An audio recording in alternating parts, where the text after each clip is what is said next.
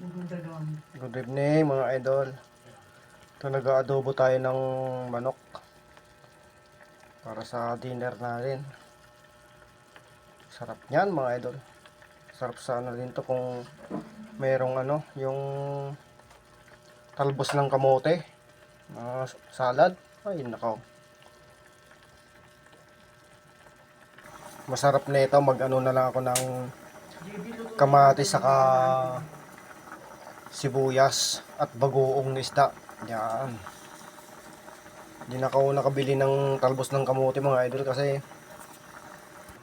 yan, gumawa kasi ako niyan.